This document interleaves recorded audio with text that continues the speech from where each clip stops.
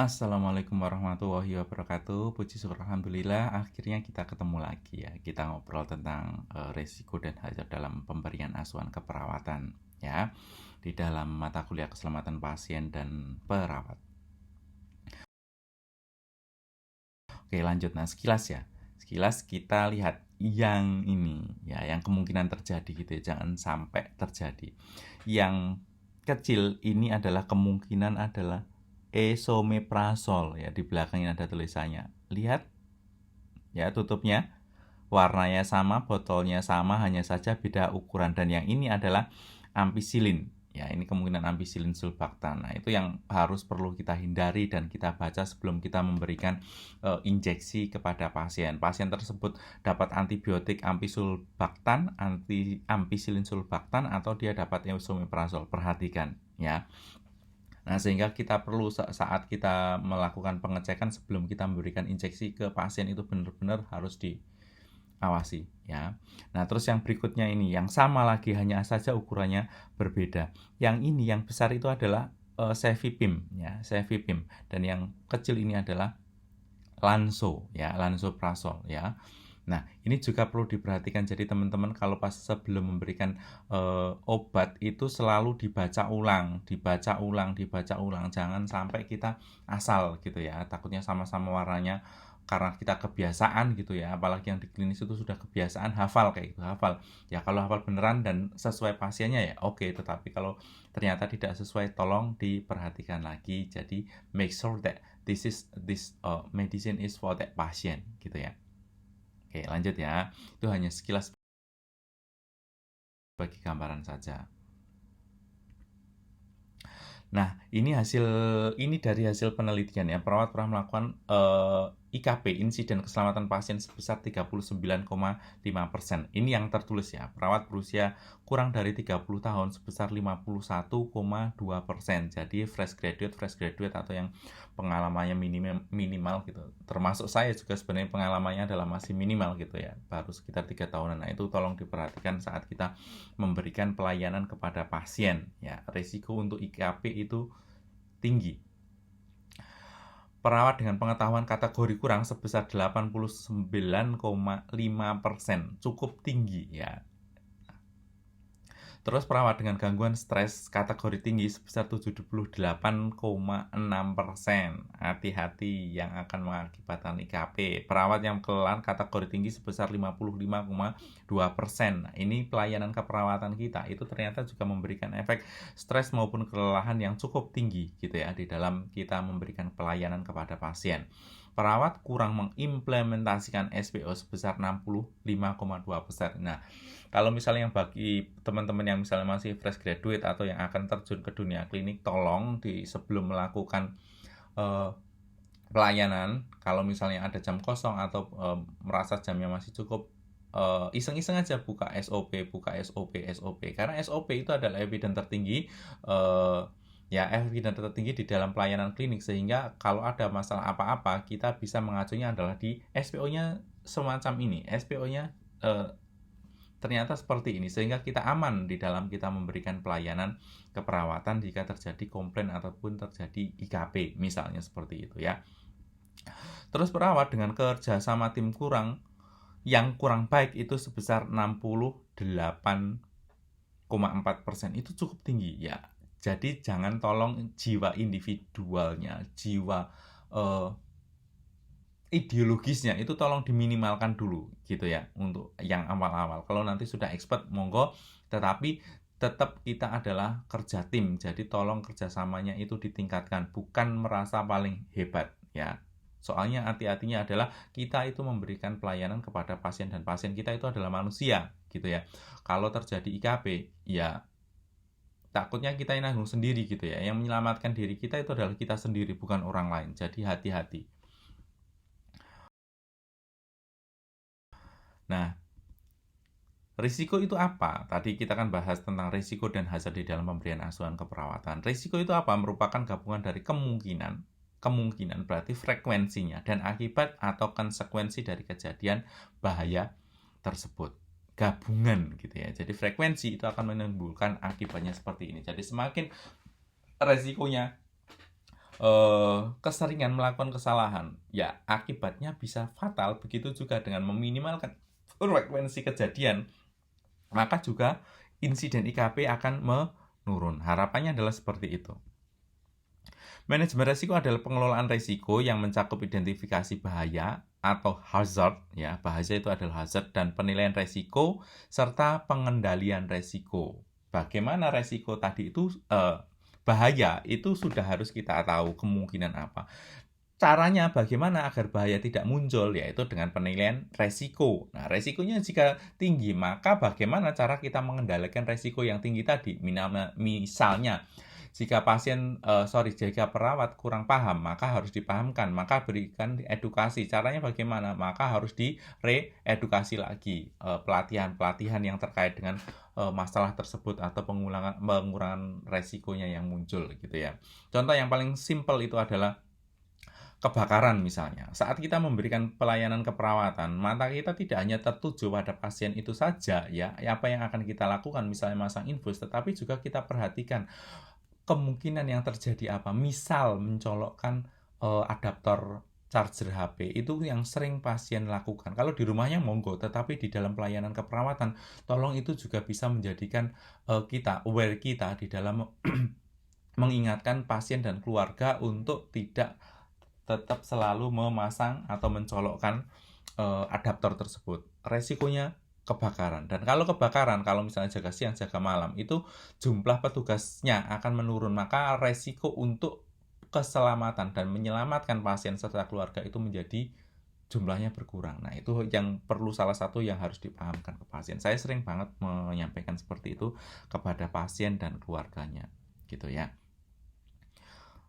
Terus lanjut, dan hazard merupakan sumber ya, nah listrik ataupun gas medis, situasi atau tindakan yang berpotensi mencederai manusia atau lingkungannya, atau kombinasi dari semuanya dan berdampak buruk. Iya, namanya juga bahaya itu tidak ada ceritanya, dia adalah berdampak yang baik gitu ya. Oke, lanjut. Nah, hazard itu apa kayak gitu kan. Nah, kita perhatikan klasifikasi hazard. Ada hazard berupa biologis, luka laserasi, luka yang tajam, kontak langsung dengan spesimen yang terkontaminasi, bahaya biohazard, bioterorisme yang ditularkan melalui darah, patogen, penyakit infeksi, penyakit udara, penyakit vektor yang ditanggung, dan kontaminasi silang dari material kotor. Biasanya kita ya kadang kalau kelupaan atau kadang misalnya buru-buru gitu ya, lupa kita tidak pakai sarung tangan gitu ya, ataupun kita malas tidak pakai sarung tangan padahal kita belum tahu status pasien tersebut gitu. Ternyata dia adalah HBs AG-nya positif. Nah, itu kan resiko sekali. Nah, jadi tolong teman-teman yang di pelayanan ataupun teman-teman mahasiswa misalnya ke pelayanan saat praktek klinik, tolong APD-nya itu tolong diusahakan apapun bentuknya itu ya. Terus kemudian luka tajam. Luka tajam itu misalnya kita membuang setelah kita motong, pokoknya mematahkan ampul ya, ampul obat itu misalnya seperti furosemid ataupun ranitidin, itu kan dalam bentuk ampul. Nah, tolong itu kalau motek benar-benar hati-hati, pakai sarung tangan juga ya, hati-hati soalnya di situ adalah benda tajam.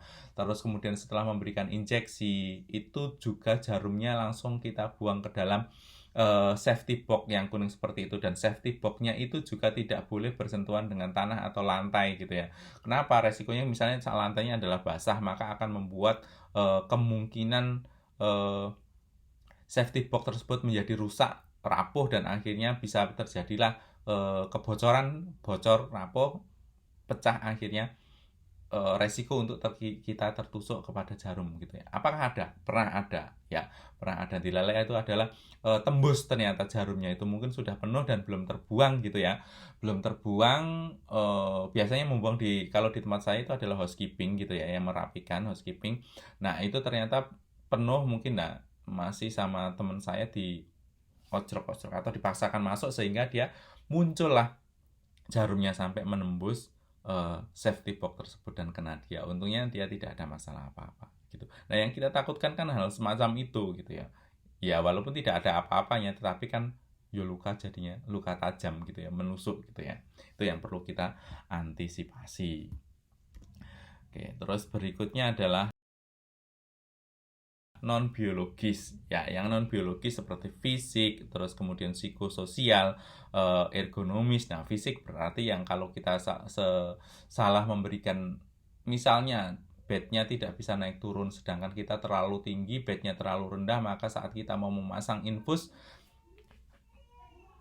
ya mau tidak mau kita akan bisa apa itu namanya, membuat kita menjadi melengkuk terlalu rendah gitu ya, sehingga punggung kita menjadi sakit dan kemudian lama-lama bisa juga menjadi LBP ataupun mengangkat beban yang terlalu berat bagi kita. Akhirnya ya sudah, mau nggak mau, tapi mengangkat beban posisinya salah. Kalau misalnya tidak yakin, tolong diangkat bersama temennya kalau merasa terlalu berat gitu ya. Terus kemudian psikososial itu bisa karena komplain, terus kemudian tingkat stres yang tinggi gitu ya. Nah, seperti semacam itu. Nah, tadi juga ergonomis masuknya adalah ketidaksesuaian, misalnya kita mengangkat bebannya itu harusnya adalah lurus, tetapi kita melengkung terlalu tinggi sehingga jadinya punggung kita jadi sakit. Lama-lama akan terjadi low back pain, dan low back pain itu nggak nyaman. Hasil risetnya itu di tempat kami itu hampir 60-70%an itu perawat kita mengalami gangguan low back pain, eman gitu ya. Operasinya juga mahal dan sakit, jadi tolong dijaga awake masing-masing. Terus kemudian, nah ini ternyata sudah saya sampaikan toh ya. Jadi kalau misalnya resikonya bahaya fisik, misalnya ada housekeeping lagi membersihkan lantai, berarti ditulisi awas lantai masih licin ya. Terus kemudian semacam itu ya. Terus kemudian bahaya psikososial ya, termasuk penyalahgunaan psikososial, seksual, verbal, dan menekankan seperti yang saya sampaikan sebelumnya tadi ya. Dan bahaya ergonomis, terkilir atau nyeri otot ya. Nah, selanjutnya adalah perawat dan asuhan keperawatan. Risiko dan hazard dalam pelaksanaan asuhan keperawatan di dalam proses pengkajian. Kurangnya informasi atau data yang diberikan oleh keluarga pasien atau pasien itu sendiri, atau dalam kata lain adalah menyembunyikan sesuatu hal. Jadi kita di dalam salah satu adalah kita bisa menjalin trust gitu kepada pasien, itu tujuannya adalah tidak ada yang disembunyikan oleh pasien. Walaupun ada beberapa kita tidak mampu. Biasanya kalau kita tidak mampu itu konsul ke bagian psikiatrik gitu ya, ke bagian jiwa. Nah, itu biasanya ada beberapa pasien akan menyampaikan. Tetapi kalau kita bisa menjalin trust yang bagus antara pasien dan perawat maupun keluarganya, biasanya dia akan mengomongkan apa yang di dalam hatinya sendiri secara langsung kepada kita. Sehingga ya kita enak di dalam lakukan pengkajian, datanya pun akan runtut dan benar gitu ya. Walaupun data tersebut perlu kita cross check kepada keluarga atau anggota keluarga yang lain. Tertular penyakit dalam hal ini seperti kontak fisik maupun udara. Nah, kadang itu pasien ini tadi ternyata dia memiliki penyakit TB atau TBC, karena dia malu biasanya tidak mengungkapkan. Dan biasanya pasien-pasien TB itu kadang-kadang itu dia tidak mau ya, dia tidak mau minum obat. Alasannya apa? Kalau minum obat itu ternyata dia pusing, mual, muntah gitu ya. Saya dulu pernah mendapatkan pasien seperti ini ya. Tidak mendapatkan, dia masuknya adalah dengan permasalahan jantung gitu ya. Dia pernah dia seorang guru apa ya kalau tidak salah, itu saya lupa. Dia masih muda, 26 tahunan gitu. Ternyata dia adalah riwayat pasien penyakit sakit bedah jantung ya, pernah riwayat di bedah jantung, terus kemudian masuk ke kita. Itu dia tidak muncul batuk sama sekali, terus kemudian nyeri, dipasang Duragesic pad itu ya, anti nyeri yang ditempelkan ya. Itu dia juga sudah diedukasi ya, sudah saya yang memberikan intilalai diedukasi itu. Ini dilepasnya adalah setelah 3 hari. Ternyata 1 hari aja katanya nggak ngefek, nyerinya tidak berkurang, akhirnya dia dilepas sendiri. Nah, terus suatu saat itu curiga gitu ya, kenapa iseng-iseng aja cek, nggak iseng sih sebenarnya, ini kan sudah 25 hari di sini, tapi penyakitnya tidak ada berkurang ya, tidak menurun, tidak ada perubahan yang signifikan. Akhirnya pasien ini difoto toraks ulang karena sudah 25 hari. Takutnya dia adalah terjadi hospital sakit karena akibat dirawat di rumah sakit. Difoto toraklah ulang. Ternyata toraknya itu berwarna putih. Nah, akhirnya dikonsulkan kepada dokter spesialis paru dan dinyatakan sebagai ini TB aktif, sehingga saat itu juga dilalui saya jaga siang itu, terus kemudian saat itu juga diusahakan untuk pindah ke ICU dengan ruang isolasi ya. Nah, itu yang perlu kita pahami, sehingga kalau kita nggak tahu ya di rumah pasien tersebut kontak dengan siapa, apakah ada anggota yang lain. Nah, selama ini kan juga dia nggak ada keluhan, hanya saja pas malam hari itu kadang-kadang demam gitu. Saat dikasih paracetamol dia turun panasnya. Nah, itu ternyata dan nggak batuk sama sekali gitu kan. Ciri-ciri TB kan biasanya salah satunya ada batuk gitu ya. Penurunan berat badan juga tidak signifikan pas kita kaji. Nah, kita juga tidak curiga mengarah ke sana karena tidak ada batuk, hanya saja demam gitu ya. Nah, akhirnya ketahuanlah dari sana. Itu saat kita pengkajian itu kan nggak putus saat di depan saja, tapi di tengah saat kita melakukan asuhan keperawatan, saat kita melakukan tindakan keperawatan, kita juga sambil mengkaji, bertanya-tanya kepada pasien kayak gitu. Nah, itu salah satunya adalah munculnya ketemu seperti itu. Terus kemudian adalah verbal abuse. Kadang-kadang, nah ini ini pasien, beliaunya ini seorang dokter, terus kemudian ya ngomongnya nggak enak banget pas pertama kali karena dia dipasang dia dengan DM ada jantungnya ya, terus kemudian ini dipasang dipasang DC dan dia tidak mau dengan DC-nya itu ya. Awalnya itu ya urium kreatininnya tinggi juga dilalai, jadi kan tapi kita belum berpikir ke sana ya. Ngomongnya itu nggak enak banget, bahkan anaknya itu sebagai seorang dokter itu nggak sampai menyerah gitu ya. Akhirnya wis lah mas, saya ikut jenengan aja, biasanya pasien seperti ini diapakan kayak gitu ya. Ya wis lah kita ngikut, kita ya tak lakuin aja semuanya, tapi yang untuk melepas DC itu belum saya lakukan sama sekali ya, belum saya lakuin, hanya dikasih paracetamol dulu. Saya konsul kepada DPJP-nya, kasih paracetamol dulu aja 1 gram. Nah, setelah dikonsul terus kemudian setelah 2-3 hari kayak gitu dia mulai bagus kondisinya. Nah, mulai kondisinya bagus, dia mencari saya, minta maaf gitu ya. Mungkin anaknya atau siapa yang nggak tahu yang cerita. Akhirnya dia minta maaf, mohon maaf ya Mas Teguh, namanya.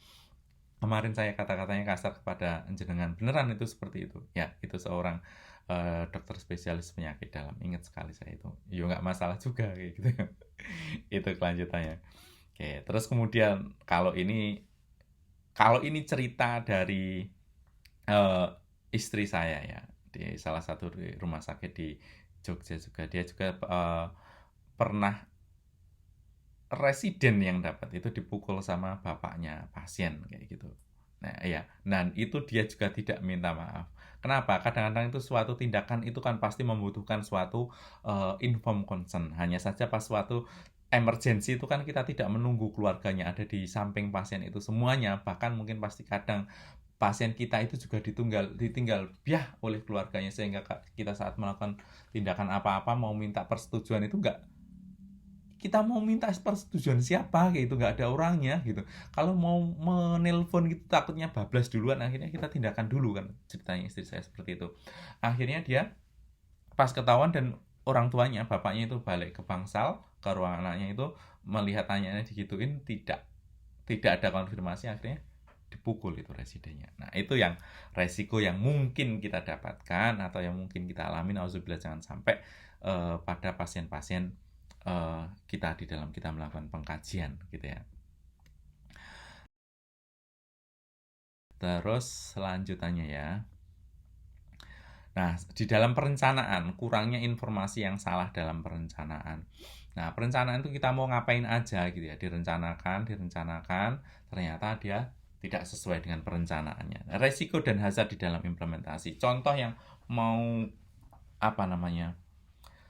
kurangnya informasi yang salah di dalam perencanaan itu ada sih sebenarnya, tetapi tidak bisa saya sampaikan di sini. Itu ada, yaitu saat ada yang pelatihan seperti itu, yaitu perlu benar-benar informasi ya. Jadi kalau kita menyampaikan informasi perencanaan kita itu tolong benar-benar di make sure that seperti ini gitu ya. Oke. Ya, jadi kita kalau tidak paham tanyakan ulang. Tidak paham tanyakan ulang gitu, misalnya sebagai perawat asosiat atau perawat pelaksana. Jangan sampai kita melakukan tindakan itu tanpa konfirmasi terlebih dahulu ya. Itu ada kejadian, saya tidak bisa cerita di sini. Kalau offline saya berani menceritakan karena tidak ada record, tapi kalau pas di record saya adalah itu pokoknya. Nah, berikutnya adalah yang pelaksanaan dan implementasi. Salah perencanaan, salah implementasi. Jelas karena yang direncanakan adalah salah, maka implementasinya juga salah gitu ya. Nah, itu akan menimbulkan risiko banget kepada pasien. Yang tadinya pasiennya harusnya saat ini datang, besok tindakan, terus kemudian besok pulang, tapi karena kesalahan dari tim kita ya, tim kita tidak hanya di dalam asuhan keperawatan itu kita gabungan. Akhirnya pasien tersebut tidak jadi pulang, malah perdarahan. Akhirnya terakhir itu ada berapa, ada 10 apa 12 hari sudahan pasien tersebut belum pulang, muncul penyakit-penyakit yang lain. Jangan sampai terjadi kepada kita. Jadi kita sebagai perawat tolong benar-benar make sure setiap rencana dan tindakan yang akan kita lakukan gitu ya. Penggunaan APD yang kurang tepat, nah itu misalnya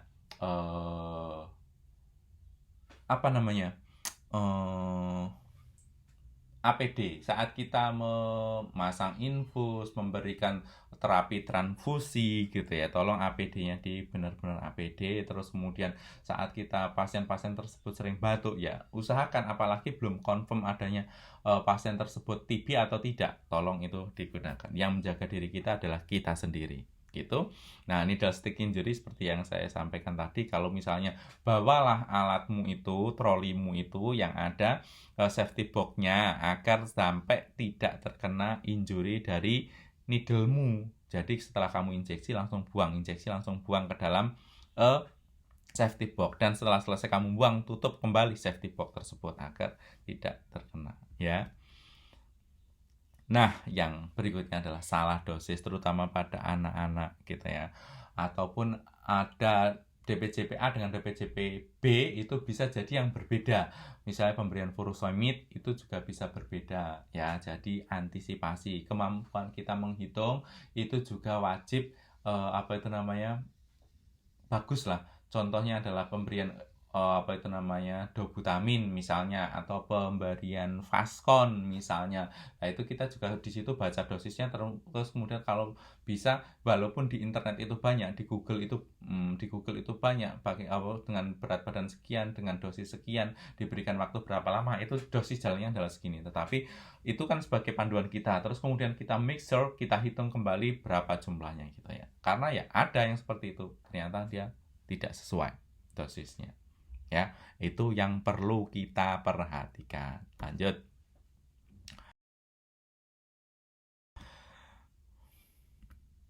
Berikutnya adalah di dokumentasi. Kurangnya informasi, salah perencanaan,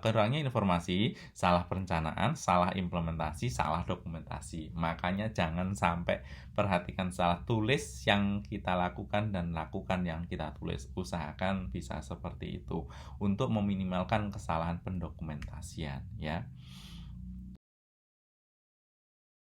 Terus, nah upayanya apa di dalam meminimalkan, jalin kepercayaan, trust tadi yang seperti saya sampaikan, komunikasi efektif ya, selalu klarifikasi bahwa pasien tersebut ngomong seperti ini atau yang disampaikan seperti ini, baik kepada pasien maupun kepada DPJP dan teman sejawat kita. Tidak menunjukkan sikap sara ya. Jadi kita mau dia berbeda agama, mau dia berbeda ras, mau berbeda dengan adat istiadat ya, kita sama seperti yang di undang-undang ataupun etik kita ya, sumpah dulu bahwa kita tidak membeda-bedakan terkait dengan sara. Terus kemudian menunjukkan sikap empati, harapannya adalah pasien tersebut bisa baik kepada kita juga, datanya juga akurat yang diberikannya. Nah, tadi itu yang saya sampaikan bahwa ceritakan tadi bahwa DPJP tadi itu adalah uriumnya tinggi, sehingga kalau ada urium tinggi biasanya pasiennya adalah ngacau gitu ya, jadi komunikasinya tidak bagus. Terus kemudian di dalam perencanaan patuhi SOP sesuai dengan institusi masing-masing ya.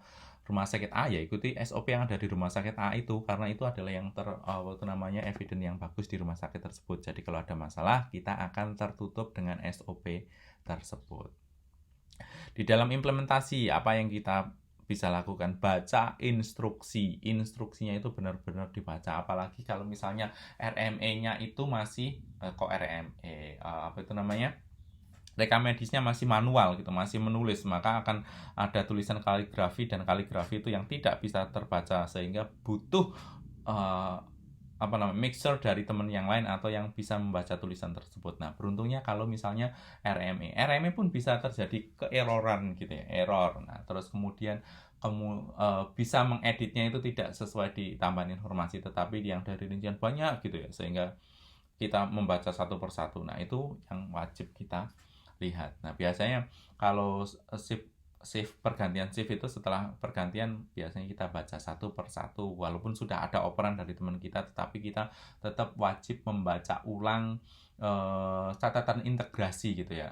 Integrasi itu berarti dari perawat, dari dokter, dari kalau ada rehab medis ya dari rehab medis, ada fisioterapi, ada ahli gizi, di situ kita baca semua kata integrasi, berarti multidisiplin yang ada di sana yang perlu kita baca. Sama nggak dengan yang disampaikan dari teman kita, atau ada perubahan? Nah, itu yang perlu kita make sure gitu, biar tidak terjadi kesalahan seperti dosis, kesalahan tindakan gitu ya. Terus gunakan APD, wajib gunakan APD ya. Minimalkan interupsi, jadi jangan kalau ada yang ngomong atau pasien ngomong jangan langsung jawab, tetapi tunggu dulu setelah pasien tersebut selesai baru kita konfirmasi ya, seperti komunikasi efektif seperti itu. Nah, asuhan keperawatan yang didokumentasi, bagaimana meminimalkan ya. Perhatikan respon pasien dan lingkungan, identifikasi ulang faktor resiko ya, jangan sampai